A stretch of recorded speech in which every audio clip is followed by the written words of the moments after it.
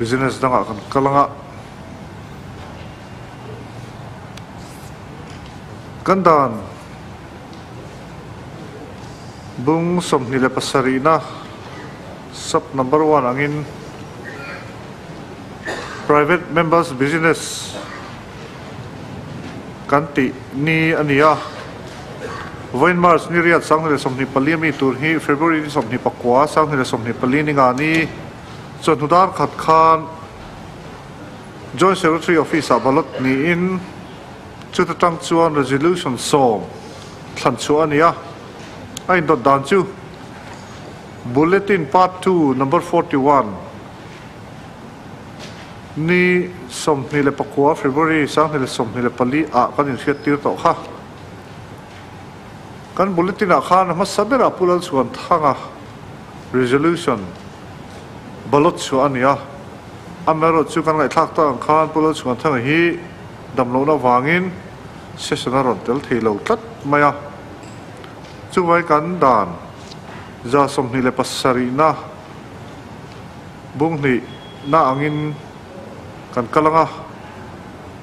Pu Jeje Lalpekhlua resolution ni za chhunga tihhlawhtlin tur sorkarin duan lawk tihhlawhtlin ani chho zel hi a lawmawm kan ti hle ti ania resolution nei tu member zom tak Pu Jeje Lalpekhlua move turin tuna ilo somang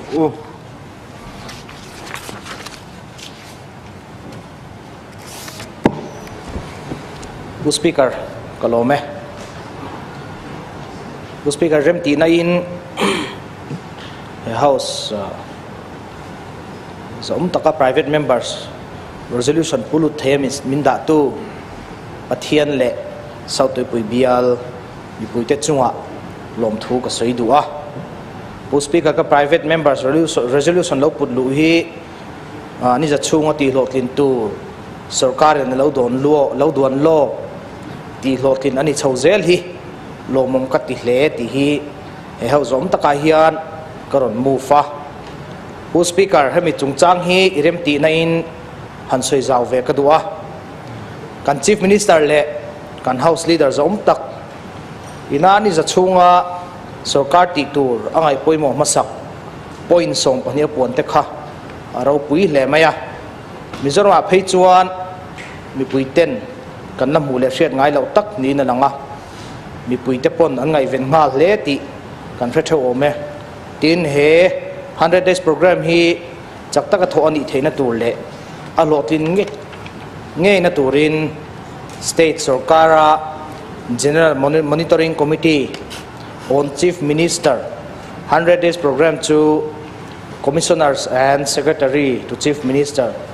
chairman nan hnuaya din ani zuya hei hian kan chief minister in ni za chunga ti masak tur a soi hi ati mai lo zia alam tirin ka hria India ram le khovel zaw zo ka kan thlir chuan he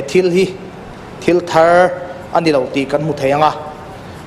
Kerala state chief minister Pinaraya Vijayan pon February sangni somni pathum khan Kerala sorkarin ni za chunga ti tur 100 days action program lo puanga media te po kan mu choi ani kha tin New Zealand prime minister Christopher Mark Luxon chuan an sarkar ni za chunga ti tur 100 days action plan government to do list ya soi bok chu alo puang to boka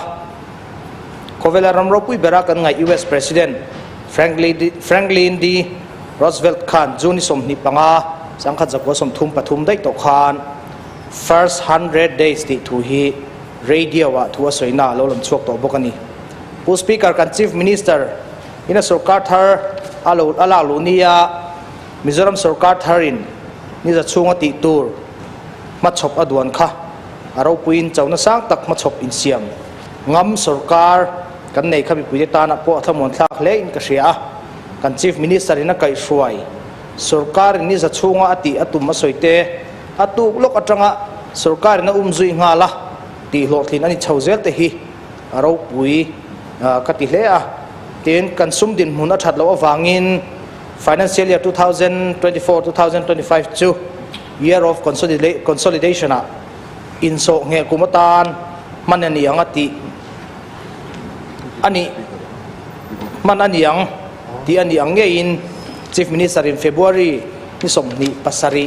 sang ni le somni pali khan annual financial statement sang ni somni pali sang ni somni panga apara budget speech a siamin kum sang ni le somni pali sang ni somni panga hi sarkar sumran chemle in so nge na kuma apuanga minister le MLA ten kan hriat angin ham thara tam takan don thin chu a then ti topa a then ti niam nga le ni re ro puile in ka sia minister te ka thar le sakmal thom hriat tur om to lo ba ka kum sang ni le somni pali sang ni le somni panga sumpuk tur public debt hi vaibel che zarup le somko pasari point par pakwa zetin ti niam ani bokani tin lo nei tu te thai thar so thinga eng marcha le mun phiat te minimum rate in leina tur sumda ani tur thualo soipo hi agriculture market assurance fund siamania he fanatan hiang kum sang ni le somni pathum sang ni le somni pali revised estimate a vaibel che zale som roman ngala ni boka atum nga nge ya budget a DA8 anita hi lawmawm ka ti takzet ani minister tinten an department chana enkol dan tu road map ziakin kan pevek ati hi adik na kan mu chho zela tun budget che sona po hian minister tinte budget phara ZPM policy oriented budget ani do vek mai te ram mi puinol puina asia thiam theinan budget phar ani te hi alu kati takset ani kan siamin sorkarin ni za chhunga ti tur ma chhop asiama asoijing siama soijinga sarkar nalak tur chu politics enroll theilo na constitutional body MPSC kuta da MSSB ti to asoyang te atakin kan mu chhongal mai te hi aro pui in ka sia tin SCDP board som pangalai mai thia nga lai tu thu min tiam nu loka sarkarin thiana order ati chuang hal mai te resource mobilization department thia how to close zok a committee anga kalpui min tiam nu lok ataka CM thutiam kan muhal mai te hi aro puile ani mizoram mel malian ber pakhat kan maso na tam tak ti thona tu ni bok ei ruk na do tura CBI kaulu ani tu thu CM in lo pon lok mizoram vigilance department notification December ni somni le paria chang ni le somni pathum mga CBI te na mizoram chhunga corruption case sang chui thei turin general consent pack anni ti kan han muzui ngal zet mai te kha aro puile in ka ria lok ayukta chu zirchian ani nuwa atheyanga thom chak tum ani angti CMA na soiloka hunrei lo te nuwa lok ayukta amendment bill pass ngal ani te hi aro puile a tin mizorama project and dictur din ani tur thu alo soipo ama CM kai shoi na noya o khong in panel of chairman ne kan in thak sem lok ne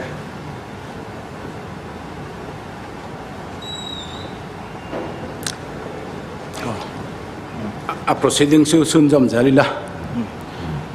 ama CM kai shoi na noya Mizoram State Project Monitoring Committee chu January ni somni le pani sang ni le somni palia din an ni te mi pui ayo pol sang le party sang ayo member te da an ni te khan mi pui sarkar min mutiring ka sia sarkar hon na thok te tan hun man digle tai management thazo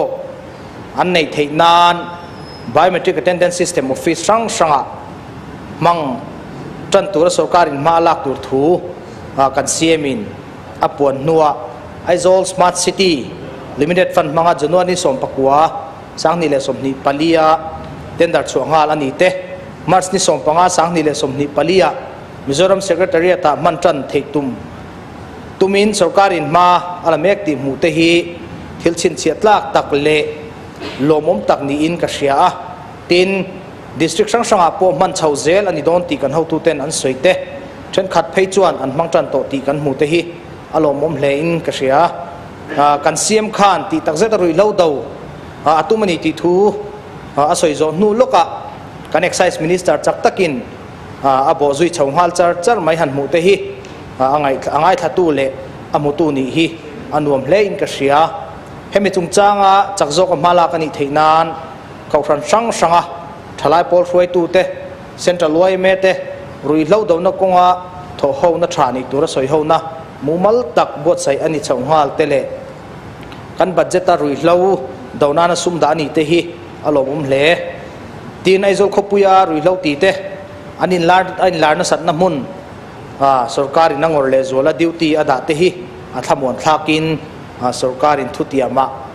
ading zel ti kan huani boundary committee din hal ani yang ti angin home minister pu ke sap dang kai soina hnoya din felani to a member apo mi puyayo kim theyang ber turda anni te hi alu tak zeta he boundary committee hi january somni pali sangni le somni pali khan atum khatna ta nan thukhom to bokani pu speaker kan ti don chenge nia chairman khakamin thiam lok pu chairman rem ti na in ka private member resolution lo putlu ni za chhunga tihhlawhtlin tur sorkarin lo duan lawk tihhlawhtlin ani chhozel hi lawmawm kan ti hle ti hi he au zaum tak hian soi ho tan karon mu fe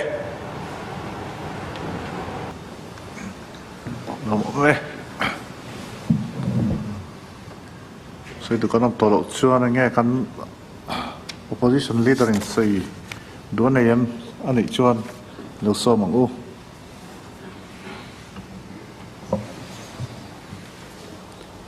pu speaker kalome voina south pi bialtu MLA zamtak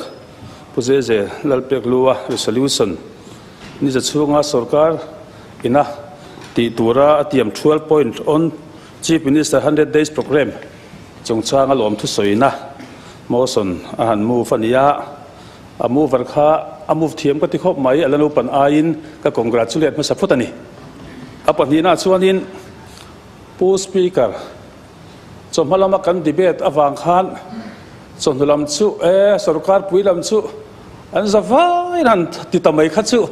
kan lo ti fu lo mai kan resolution chu non tia chol lok lain an zawain so lai mi tlem so in room thai te min ti ni hian kan thredewa amai ro chu thu dik khi chu ding changjok don ti kha kan soi duwa panina chuanin mizo upain man in fakle sakhingala engma bedlo tinya kan sarkar hianin mi puiten min fak hun jok ha kula he house orel in zaom taka a sarkar lai dang man in zawaya ni za chuga ti tur ti po ni za po then ma man hoe be man in fakda han soi clear mai ta kha minister zong nen kan bible a chuan fak der tu laka fim khur tur te min zir tira mihring ta na lo om ber chu choi moi na ta hin ya kan house leader hi ka thin lung le la lo om a chuan in phiruk la om mi chu he house a hian lom taka han siam waka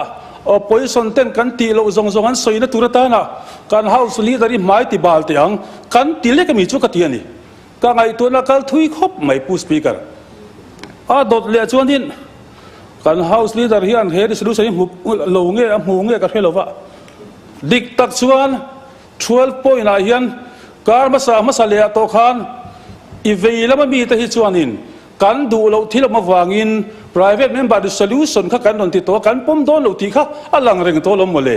in hial na lian pu om don ti kha alang to renga chu ti la ya iran ti hi mak ka ti khop mai adot le chong kan soi le du chu kan soi lian em a then te pe kha chot in ding lek to a mun phia chung chang thai thar kan soi hi kan soi saklian hi nem assembly session kan de masak ber ni som pathum tha som pani sang ni som ni palia sarkar lak lu khan kan governor thu soi hi sarkar ai oa in zia in a soi hi pu speaker i phalna kan chiar lok teng my government will fix remunerative price and will start procurement of ginger, turmeric, chilies and broomstick from this financial year itself tin jakani he sarkar hian tu sarkar kumla la ni som ni le pan ni la chung hian abik takin mun phiai kan le nge don ti kha sui lom le sarkar kum thara kan le ti la mani lo chu wang chu ni kan soi ni kut na thok tu ten mun phia an chinga an chapa an ruma tin RR associate in leiro sa ti asli lo bi kan governor hian ka sarkarin kan le do na tia RR associate ka sarkar mi voina hian mi pui sarkar ZPM kai suai kan le mu kan tia RR associate ka sarkar din PMI an le thelo wanga le lo ngothi adik don mi pu speaker atinge mo phudalangam responsible government kan di don in tia voin nia hian mo phurna in la ngam lo sia hi voina hian moi lo de trong hi ka khia voin nia hian in ngai tua chi na ngai ka ti hei zong zong hi mun phia soi fu poi kan chak ni le kan chief minister in hei chu kan fe ni ti ati to nuwa a fe na soi soi hi kan chief minister ti niam tum na ni ka khia a tha ka ti lo a dot le chom kan soi le du chu voin nia hian hin point som pan hian a vai in ti lo ve kan ti lo in ti tam tak pe kan lo lo ma kut kan beng ve na san ya lo ba chak tha reng reng lo kan ni hau lo nia thil then khathi chu sarkar thil ti kut ben lo lo tham lem lo 12 point a point om ve nia en ti nan me mai work order nei to thok mek te chu kan tho chun som ti rang ti te work order nei to la chan lo le departmental work anga nei na chan lo chu tu man tho lo tur ti te kut ben lo tham le vak lo state marketing board din eng ma la le si lo chung cha te kut ben lo tham tling lo boundary committee te po sarkar ma sadin ang tho indina kut ben lo tham tling lo dissolution of 15 SCDP board kan ti te po in dissolve ma khan a om zong zong an lo bang vik to a thok tu zong an bang vik to office pon kal vik to chumi no paper kal dissolve fe han ti kha kut ben lo tham tling lo chu wang chon voi ni hian in ti lo turin ti ni lawmawm em thung ro chu anti corruption chungchang CBI consent pack chu kan lom pui cheu nia right to public service act chungchang te poi kan lom pui cheu nia tin anti intoxicating substance drive te po kan ngai pui bo tin po kan lom pui cheu nia chu ti lo chan punctuality chungchang a ma kan lak chan po kan lom bul kan chan po kan lom ma seng voi ne ka soi du chu sarkar na thok chau te hi punctual turin kan zir tir ho azir tir tu ke mani ho hi kan punctual donem meeting kan ko wanga a ko tu te kan tlai che ngem chief guest turin kan omanga mi pu he min lo hak thup si ngem punctuality tu te hian atakin kumli kunga lo kal tu mi pu min judge don sarkar officer te thok tu kan mi te ringop bula stick taka ham lovin mania example kan set don lo mi tin ka soi le du di dissolution of MSSB chungchang a hian toite bu speaker kan soi le du chu sarkar in chen du cha in thu ni e am ba cha kan soi chu athak na tur mu mal MPSC a ti chak le om se ne ya budget po pek ma apo ko pe sarkar ma sadin ani wanga han thiari ngotte exam tur tam tak fi tam tak pito anom nguk la ya nun rong tak agmaya kan han thiat buai hi di thalo kan ti ni chung ta chu ni voina 12 point chung changa lom chu soi har kan ti em ni year of consolidation po athu chuan moi tha kan ti thil then khat in soi ta kha dik tak chuan pu speaker minister ka thar kan le lo ti ta kha tunge le yang kar hi alai fu kum so mani MLA ministry khan congress kum so man no khan athar kan le lom tram khat chok kan ne kar le la hun lo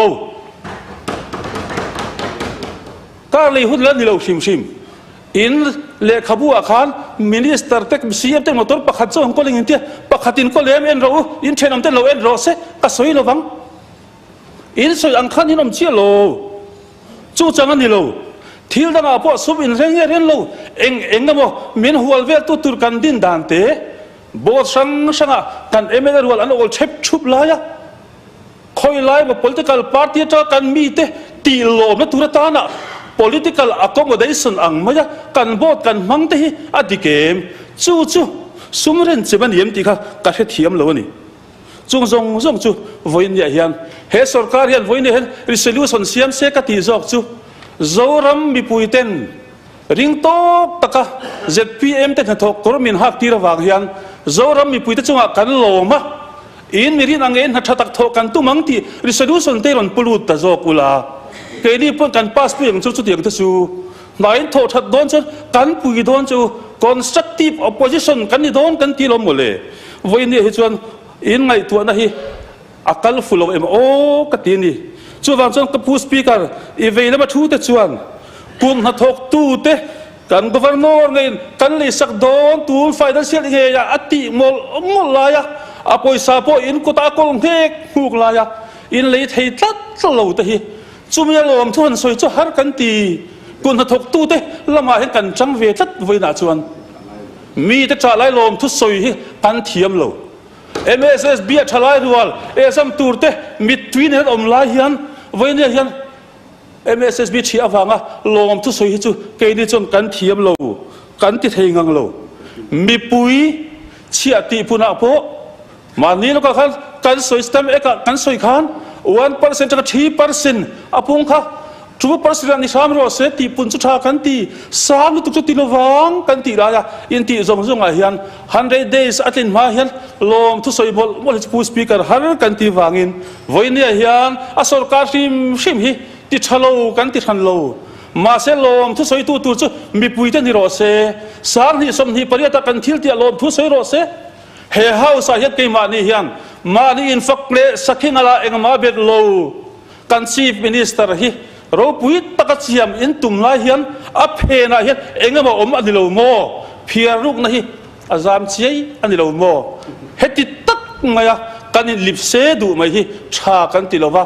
kan house leader bula ngai po speaker aton lan in hial na hi Comment minutes so Malonia iti viau takin kan rules of procedure clause 131 angin minutes so panga khapel thailo ti kha ale kan ni remind ne ka pel lawang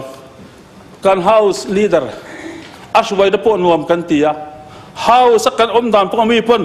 avam hu nom e man ti voina ngai po pu speaker i lai house leader bula ka soi khamole in hial chiam te in social chiam te hi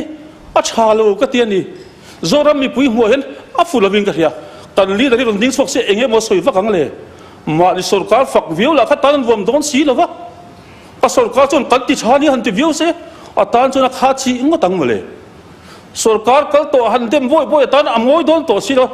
state pa khani boxia chu wang chu kan ti tur so ka hi chu a dot le hian mi pui te thawang hau zong te nam ta chatur ram ta chatur solution te khalama tang khan lo kal thei si ding lo ta pu speaker kan pass pui do na ni chu wang chuan vo in nia hi chuan he 12 point on chief minister 100 day program ami zo tong en da kha lom thu la soi em hi chu kan soi tu ren do na mi kan tia ni pu speaker ka lo me lawmawm me chu so kan house leader in sei tu nei mo nei chuan lo somang Pu Speaker, kan hlawhtlin ang khan voin hi International Women's Year nia helaya kan member pui kan mei chia te lom pui na le chibai kan buk dua Mizorama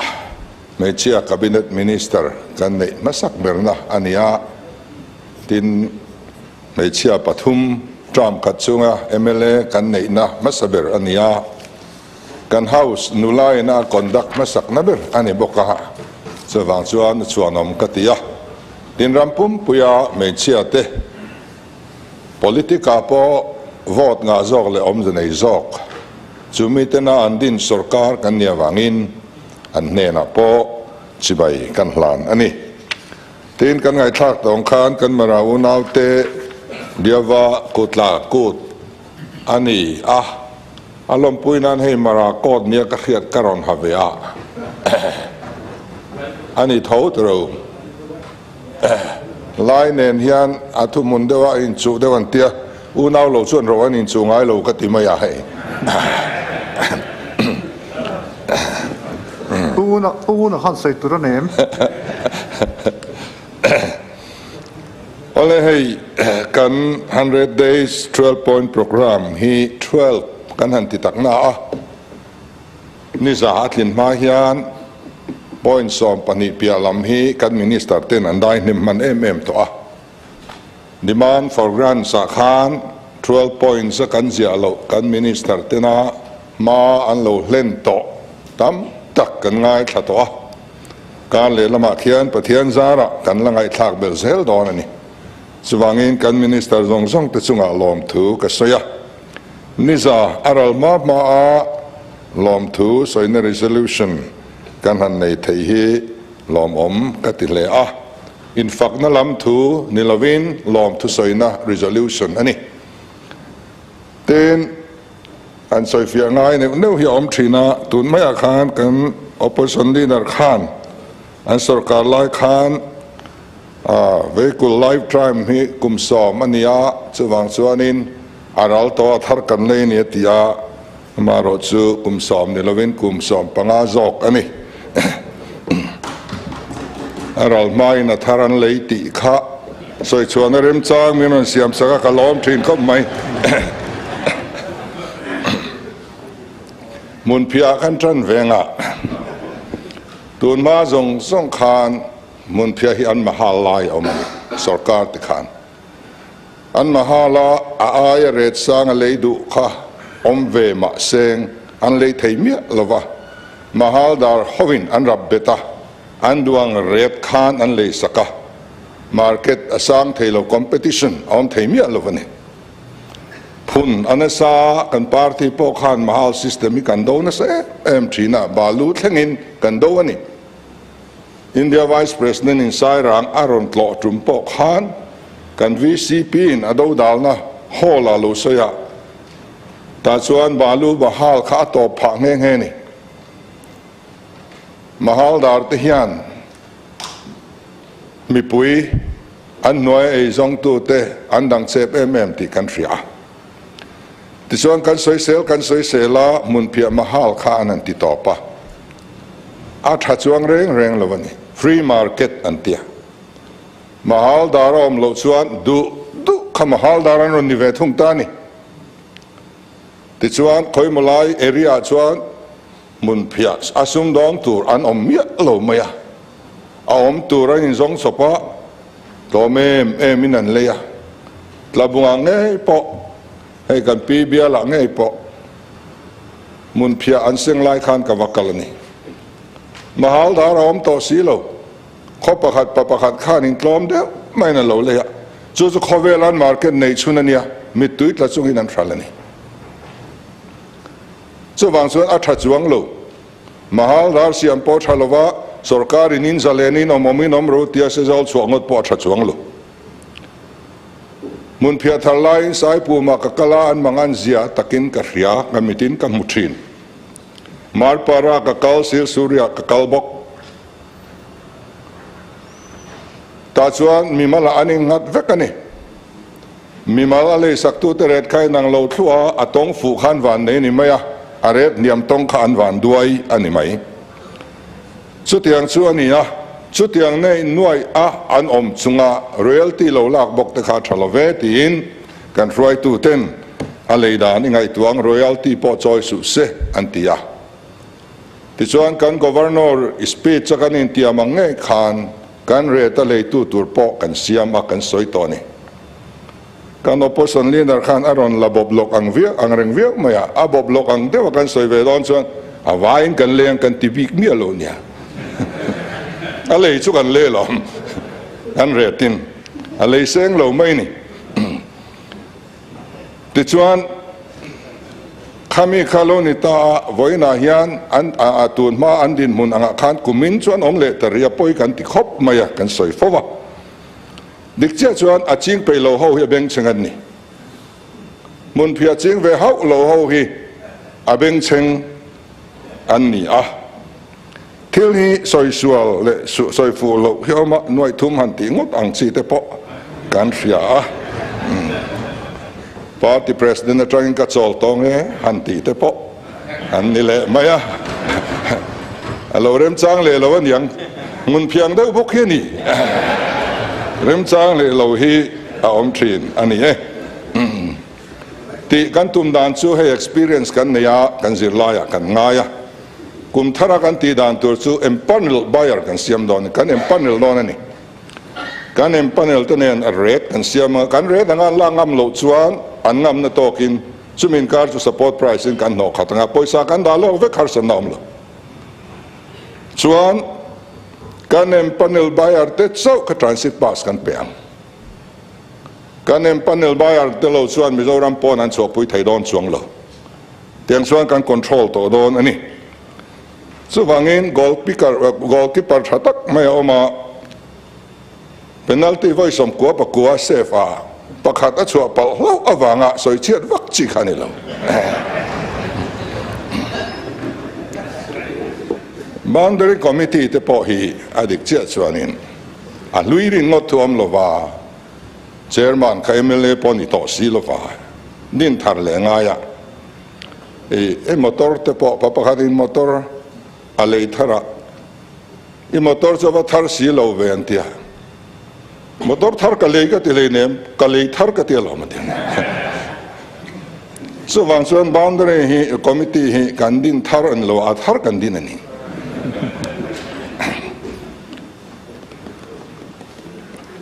some chief minister nen po ma ni lo ka breakfast ya min so ma kanau te jong song nen kan vai ya ta chuan tu man buan siam lawang kan tiani kan in chin fel ma chu tu lam main buan siam lo to kan panin kan en suarang kan ti tin kan hun sung ve hian kan in kar hi soi felitum ve kan ti tiang chuan in po takin kan soi du na hei session kan han zawanga kan minister atul bora karon tir chawang atia helai kan home minister tenen helai kan boundary chairman tenen anin komanga tichuan anin be chaudon ani chu thil kal mek ani a ramri la buai reng la soi fel lo na khachu a committee din zel alangai ani tin sarkar sum mimalina an account an lo da aom dia kan ria wang khan February som paruka order office memorandum ti chu ani a an lo om pal ani point lo in siam fel selang kan dua action lak her kan tumlo grace period kan pe ani chu hunero chu hei aralta ti khalo ria selangin ten hang in 100 days program te til ti all some in lawk homa til all some te in lawk homa lawmawm tia chu tia ni nu nga tinga lo ti lo an ni khan antimia lo kan ti ngai lo kan ti hi sarkar masa te na anti lo lir ni kan ti ni hospital tin ai kal chung changa hian ai kal sa fiat phot kan do ni tiang hi kan fiat da ni health and medical reason chu health issue nei fisel no la lam chi rim an ni mi sang ni som sari kan ne ya ten chung ko har san na in chung ko lom har san na nei tiang hi family problem kan ti mai za sari le pathum an oma personal problem kan tia hai chu in lo tur mu zo lo te a kong chia lu tu ka wanga motora an thlen zo lo te le an wak omna tur muna an trong ten thiam lo wang te khatiang personal problem nei kha zathum le som ngan oma tin chuan lam tur nei lem lo mi song kwa anom boka ten how to te tu nei tu sang zok thu pek awanga ti som thum le pangan oma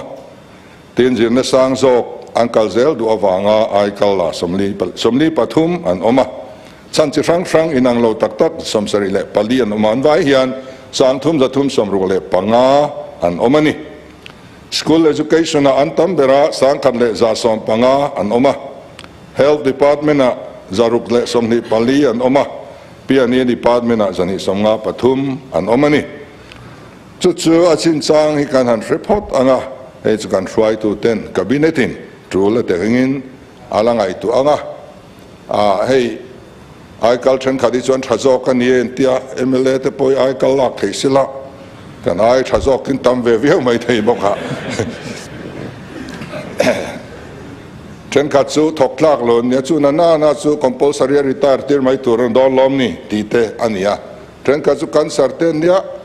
van duai to na ka lai in ban ri ngot chu te po ti theya kha ang ruai tu ten ngun takin an langai tu don ani ten resource mobilization kan han ti te year of consolidation kan ti te thil mun khat vek ania project reng poisa omngot ma se counterpart funding tam tak ngai ang chi te a maintenance har le lu tuk chi te ten amman na tur om loi si lo ang chi poisa sen treu ngai mai ni lo ka po hey kan member zo om tak pungu na biala kan muani sorkar ma sai na sak tu ten nge luang an tian lua tu tur kan zonga kan buai ni hi lua tu tur pom le lo poisa tam tak se sa top mai ni khatiang chi kha cái này chuan kan du lo ni chu wang chuan in DPR te po sarkar ma sain nimin lo kan soya pu speaker kan DPR thelu chu zip trip khata thling ang an ni khatiang kha kan du velo poisa ringota kan boi velo kan ramtan a thado nim ti kan ngai tu kha zip trip khat DPR kan voina kan lu ti hai me kan ni so wang chuan in ITI te polytechnic building te kan VMM kan bial chhunga po atiang hi ka mutreu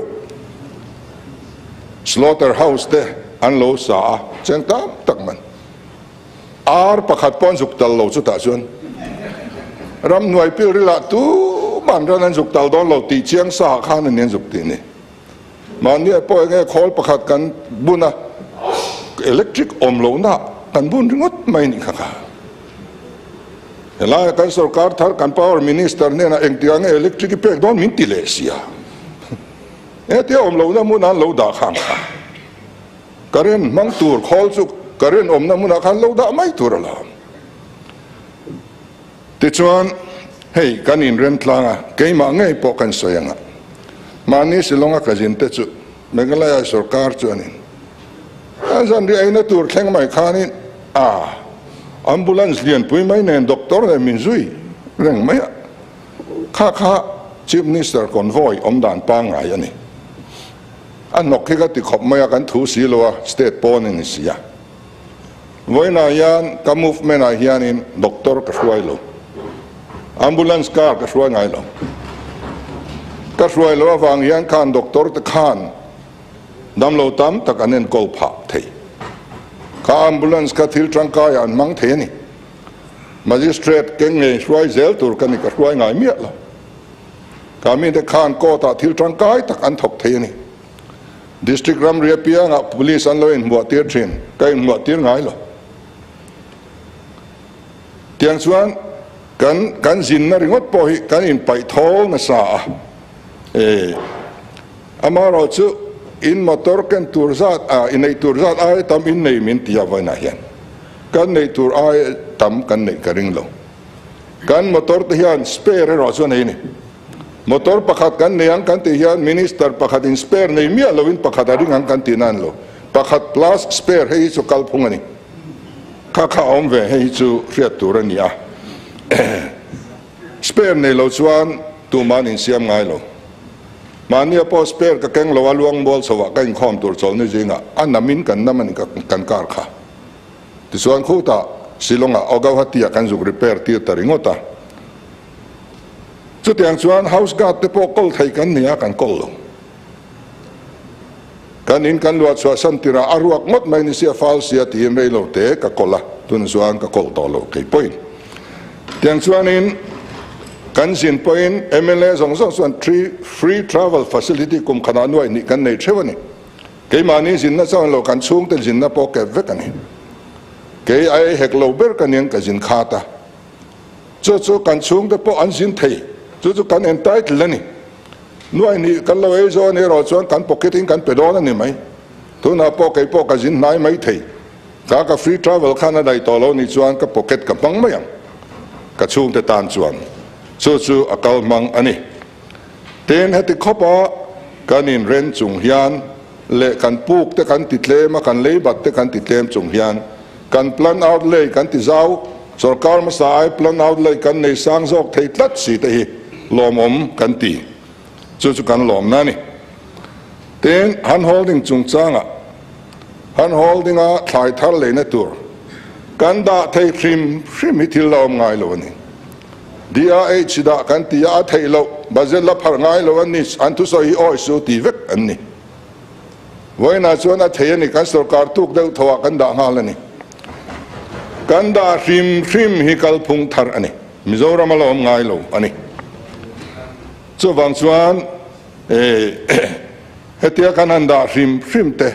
man trul lova kan red aya sanga kan farmer ten an han khral thei tak awanga man an ngai lo le kum thar atan kan chom thei tur te hi lawmawm kan tia tuna hian han holding a in da tle me min tia ma sengin heta kan zialan mi aloi vai bel se somnga panga central atran tan dong der to han holding atang tan hian adang dil chuana tur hi kan ril ru amani khosan hi somsari pathum tan han holding atan vai bel se somnga panga le nuai som pariat tuna hian min sanction sak to a first installment khong in hei darli lo ri ta a kan leader in sei lok lo le kan lat wen dap lo boka kan chun som le mai nin chu le bu speaker ka lo me hemi ta hian first installment vai bel se som ni pasari le nuai som ruk pakwa min on pe nga la in thanan puan ma hian a second installment release ngal kan du khom mai ron man mor u min ti a tin tu na hian finance ministry kan han holding a tan bok interest lo loan han holding a beneficiary tenan puk tu chu kan lo peng chu ron in buat sai ron ti a kan in buat sai me ka ma ro chu koran tora sarkar kan tran ve ngai do na kan quarantis act te kan la amen man lova council of minister in hei hi kan soya abil kan passport te angai ve a tin ni me na khan lunch break chungin USA tangin compassion for Jesus te an lo kala kan han holding a tanga poisa thlona mi pui an tum thu min ron filani chu tiang chuania chu wang chuanin pathian in mal asoma kan han holding hi helaya kan da chu vaibel se thum som chau ani amaro chun pialama hian kan mu bel mek zela prime minister lamachang point special package te kan la beisia kan bunge don lo ero chu kan fellow ani chuan Mizoram House Kolkata Mizozong in an uingoi ngoi lo sal kha aman kan pelet le a ti chuan min king me ka tu na hian kan about ke general hoven voi khathiering an nei to a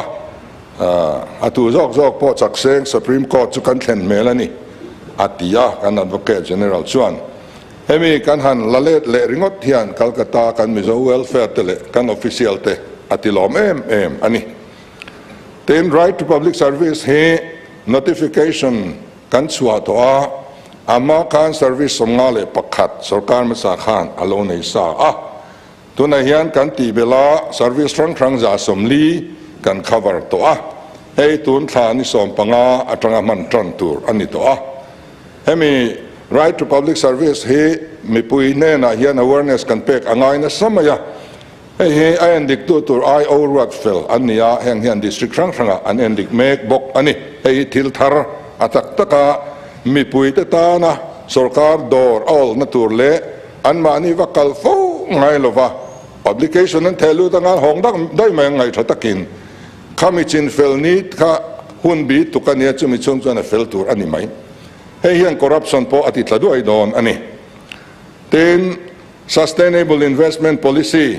kan an siama kan notify to a ti chuanin hemi nuaya hian kan minister frang te hian investment tur hian hual na samaya trend pay chuan foreign lam thlengin tuna hian connection an siam to a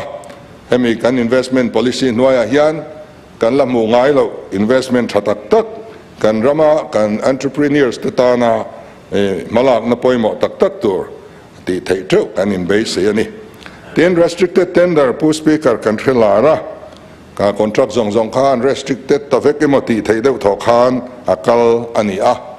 keini chuan chief minister remti na lo chuan restricted tender repair lo tur kan ti a restricted tender kan pelowang ero chu kan tilo ama ro chu restricted tender reng chu chief minister remti na chaw pek tur kan tia alo fu lo ni point ke man mo ka phur don ani kan sarkar chunga thil diklo le fellow jong song a chuan mo ka phur nga ma ka phur don bok ani the buck ends here kan ti ve don ani so wang chuan in to na hian lo thei lovin pani khat chu restricted in kan ti ve to a pakhat chu sakor tui chun atanga sahuan kong ani hei hi kabial tir khan west one kabial tir hian a pop lo ani thei to pin ma kan la MLA fan nen kan ti popa motor kalani atangka ma kan bial lo le a chele de veka kan bial le a thale ni a chan chu ka ngai sakani ka ngai saka hausa po kadin to chuanin pucha te din to chuanin a tra ko ne soidon en tia ke kadin to chuan ro pai bo ka soidon min tia chu tiang khop chuan kan ve kan soi jing thina ti chuan an thale a he la ya kan airport kong pui ti khuan amina kan hreve kani khumi a pin chuan kong dang pakhat ma kan nelo kan kong nei chun chu helai tlang dung kong he ni chu wang chu na poi mo em a he tun sarkar ma sa khan a khoi ve a khoi mo em a mi pui kal theilon thleng ma zat min danga an tho chu toi te ni tun a he fura lo thlen ma nge yan he kan ti tlang lo chuan airport kan pan thailo mai don ti kan ria a chu tianga poi mo ania wang chuan ei chu restricted tlak ani kan tia restricted in kan pe ni kan zep lo chu tiang zelin chimluang te pukam rulana a tho ONGC te na tho zo thoi tor min no sek boxi kan ram oil lak chuan tur dal thlat tuya lo len chuan tlonga tangin aron li phak vek sia chumi ti vat ngai chu kan ti mek bok ani ten SSSB chung chang kan soi le thina adik tak chuan sang ni som pakwa din ani khan kum khat chu akal mu mal lo ni MPSC te nena in kara boy om renga department 10 cut recruitment direct recruitment ti tur te paisun da satakilan boy kum khat chung khan eng mam thok le theilo ni khatianga apian fellow apian tira tang renga ke bai sa soi sel na kara lo piang kha ani a tunai tia kan han ti re le hian interim relief order te kan chua veka bungrua kan hlan veka thok tu te kan pe veka MPSC hi thuam chak kan theyang agin kan thuam chak meka adik chia chuan pu speaker iveilama mi te hian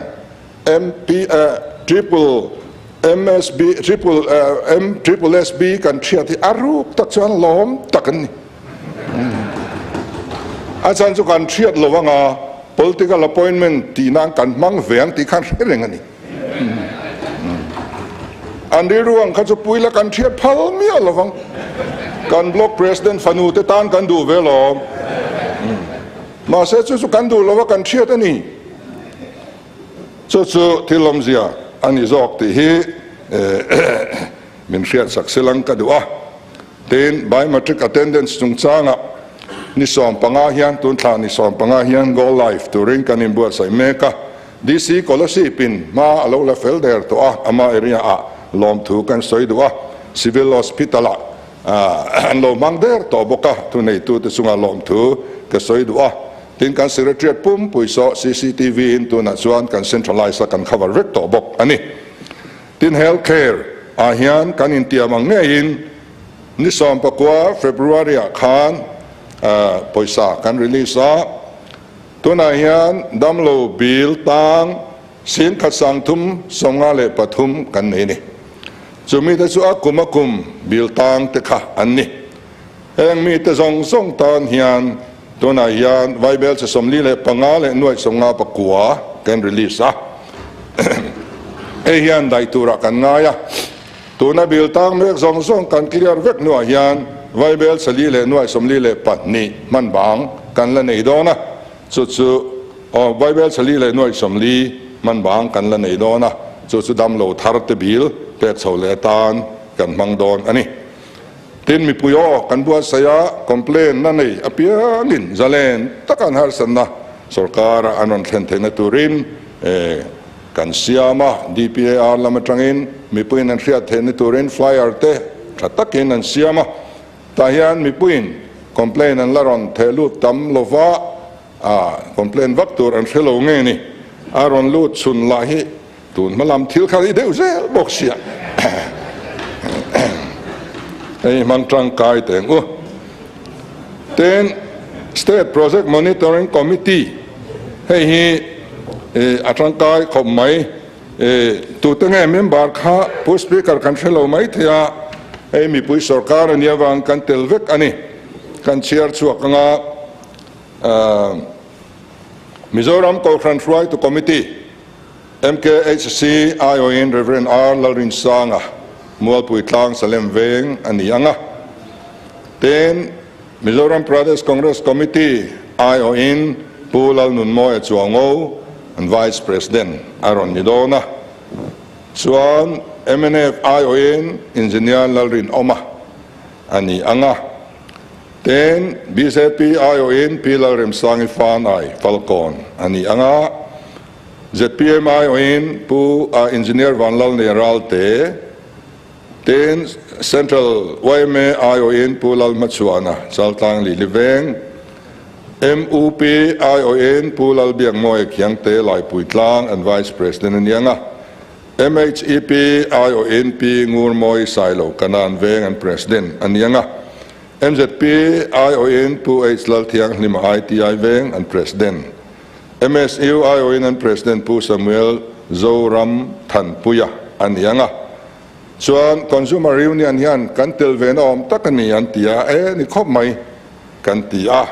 chuwang chuan Mizoram Consumer Union IO hian Professor Chongsai Lowa Cholmun an yanga te chuan MPF IO in Reverend Lauram Liana Pachuao Leitan Ram Thardur Tlang te an ni don ni heta hian ZPM IO chu pakhat chau om ve ni chung ho nen chuan kan rama project te kan monitor ho don ani hei mi pui siam sarkar ni angin mi puin sarkar project mi pui ayo ten anen dik anga ti chuan tun ma kan hriat thin thil tam tak a hun po sei vak te revised estimate ti vak ang chi te kha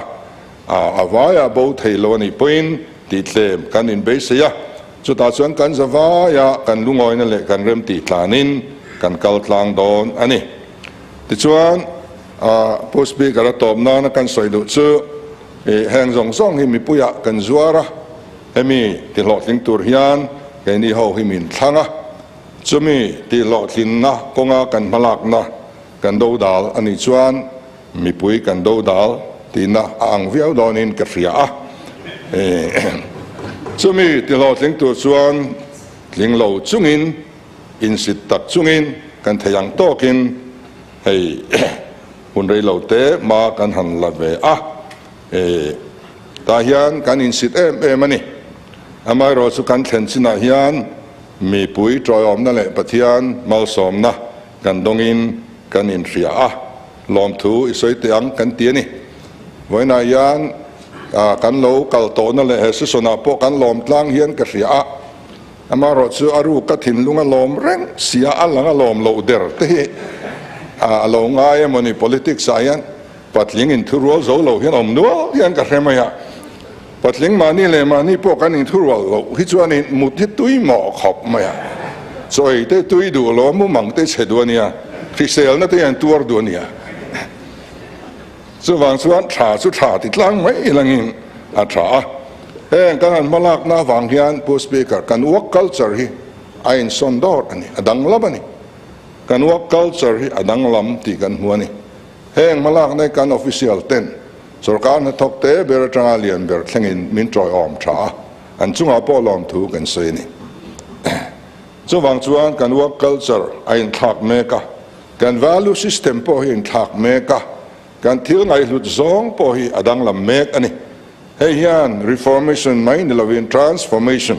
tuna hian min thlen mek ni in kan ria chuwangin mi puina beiseina kan chunga an nga ila veila ma thu tenge point kan laga hian beiseina sang tak an nei ni in kan ria chuwang chuan tho ho na thatak kan nei chho zel thei kan ringa ten he sarkar thara din atang hian party feeling na takhi abo ngalani party feeling na hi ti bo chhozel kan dua fake account manga ko boy doi se pangme nung lama mi vi ching ho man zel kan tumbok eng tian kan society ya ti kholo chu wangin zoram thar din turing kan in buat seya ala thleng kan tilo a se sa me ro chu thleng tran zoram thar rehearsal ero hi chu kan mang tran ha kan in ngaya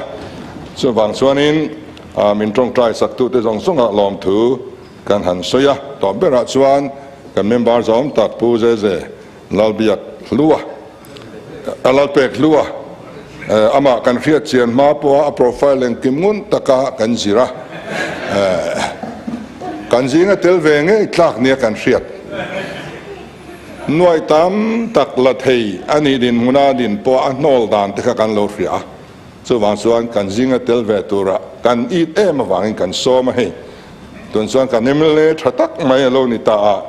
hei ama resolution yo tak mai voina hian ama ne na in mu me tak mai aron puluta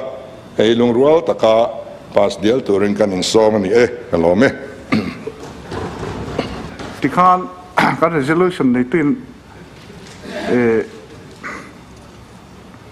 an mu fa kan sei ho member ten chuan tuna resolution nei tu pu jeje lalpekhlua kan somanga hanwai dap sela adopt handil ngal se lo somang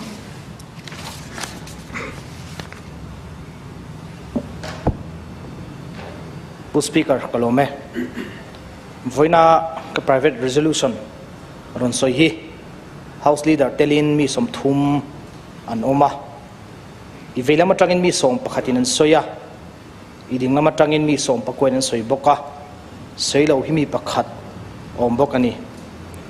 pu speaker he ka private resolution chungchang soi zong te chunga thinlung takin lom thu ka soi duwa pu speaker mun phia hi alo poimo hle ni kan rama hian phia fai tu kan lo langa hle ni niange pu speaker ni zat chhunga kan ti lo kan soi pon ni lawa kan ti chin kan soi hi i velama thu hian na an ti vio em ni o ka ti dewa tin MSSB thia wanga mitui kha kha kan hrefu lawa kan house leader in lo soi to angin MPSC noya thatakin an exam theidona an mitui lo tlani chuan he sarkara hian an mitui chu hulang ti ka soi le du boka pu speaker voina ka resolution lo put lu hi kan en chiang lo deuh em ni o ko tia ani za chhunga tihhlawhtlin tur sorkarin lo duan lawk tihhlawhtlin ani chho zel hi lawmawm kan ti hle ti ania pu speaker velama thu te pok khan he ka resolution hi an relu tak chuan an pom viau in ka hria he ho zom taka hian dingnam le velama thu to hi chuan an relu chungril tak po hi than ti thutna thana wanga support na pek thelo te po hi om to thin in kan lo hria voina chuan thil thalama kanom na rong alo inang lo ni ma se lungrual taka kan tho ho zel hi kan ram ma so na na poimo ani tin Mizoram sarkar kan le zel tur te pon kan chief minister in sorkarin ni za chunga ti tur ma chhop apuan ang hiron puang ve zel se sarkar tan po puita na thona tur konga chauna thatak in siam na le ma chhop mumal nei na thil thalen tun tlak tak ani in ka hria kan sarkar tan po hian chhun zom tlak mumal nei in kai hruaina thatak le in tha da lawa sarkar tran martir zel na ania Mizoram tan thil chin chiat lak tak ram siam that na le mason na kong om zenia a hoi tir na aning ka hria pu speaker he sarkar kalphung thar mi pui sarkar in ni za chunga ti tur duan te ati lo ting chho zel hi lawmawm ka ti hle a hetiang kan ti theina chan hi pathian le kan chief minister pulal du ma baka ram hruai tu te le mi puite troi om na wanga ni ti chiang takin na langani pu speaker ka private member resolution lo putlu ni za chhunga tihhlawhtlin tur sorkarin lo duan lawk tihhlawhtlin ni chho zel hi a lawmawm ka tihle ti hi he hau zom taka min adop sak turin ka ngen cheu ni e resolution nei tuin adopt aron dila kan buk anga ni za chunga tihhlawhtlin tur sorkarin lo duan lawk tihhlawhtlin ani chho zel hi a lawmawm kan tihle ti hi adopt rem ti piangin rem ti tira ule rem ti lo kanom chuan rem ti lo ti ula